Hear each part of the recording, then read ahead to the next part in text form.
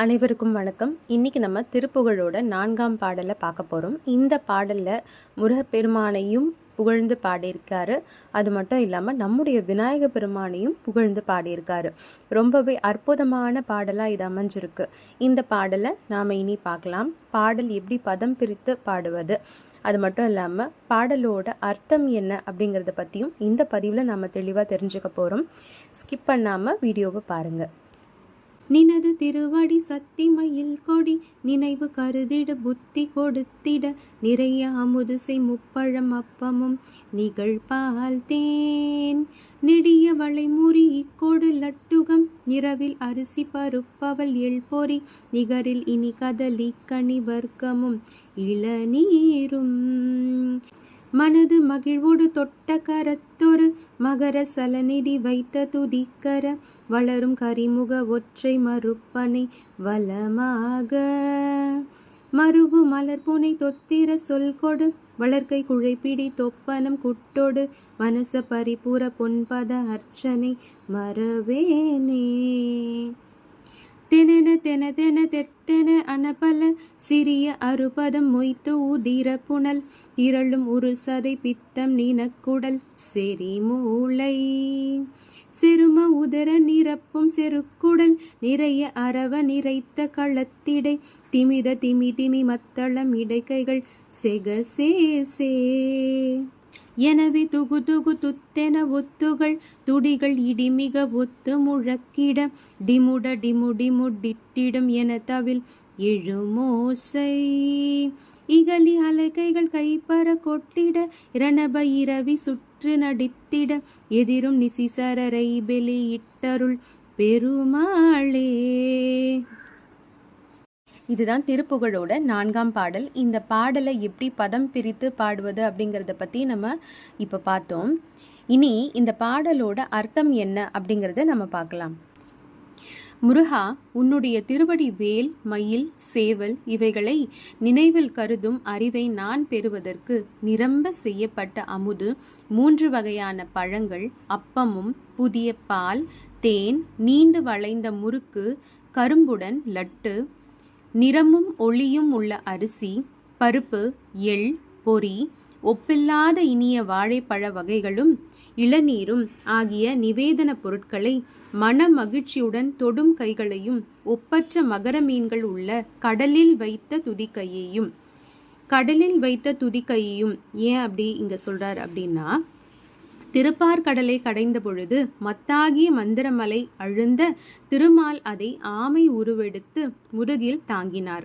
அதனால் இருமாப்பு உற்று அவர் கடலை கலக்க சிவபெருமான் ஏவலால் விநாயகர் அந்த ஆமையை அடக்கி தமது துதிக்கையால் பொங்கிய கடல் நீர் முழுவதையும் குடித்தார்.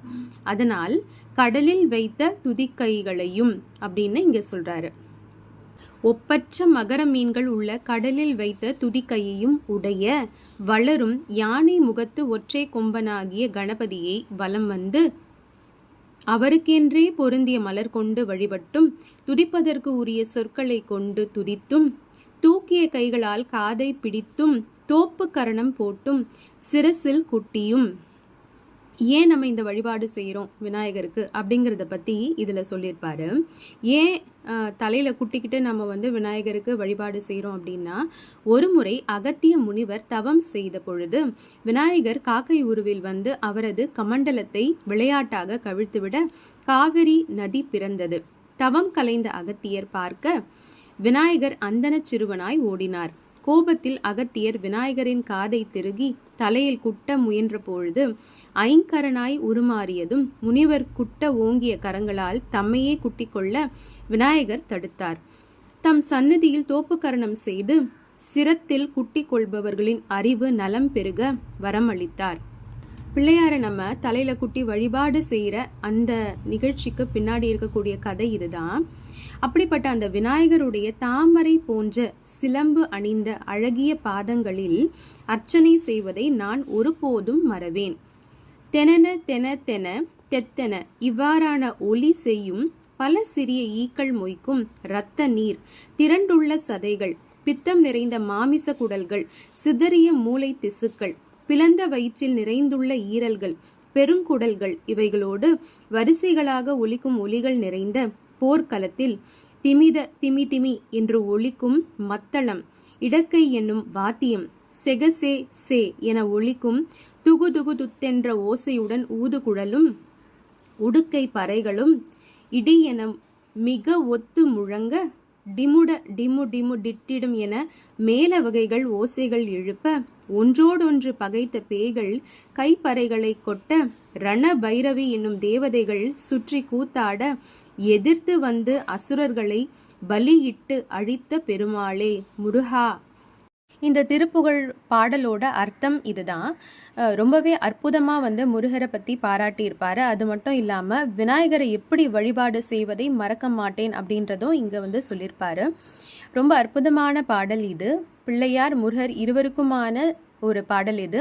இந்த பாடல்லையும் எந்த ஒரு தலத்தை பற்றியும் அருணகிரிநாதர் குறிப்பிடவில்லை. இது வந்து ஒரு பொது திருப்புகழாக தான் கருதப்படுகின்றது. இந்த பாடலை பாராயணம் செய்வதன் மூலம் விநாயக பெருமான் மற்றும் முருகப்பெருமானோட அருளினை நாம் பரிபூர்ணமாக பெறலாம். மீண்டும் ஒரு நல்ல பதிவில் நான் உங்களை சந்திக்கிறேன். நன்றி, வணக்கம்.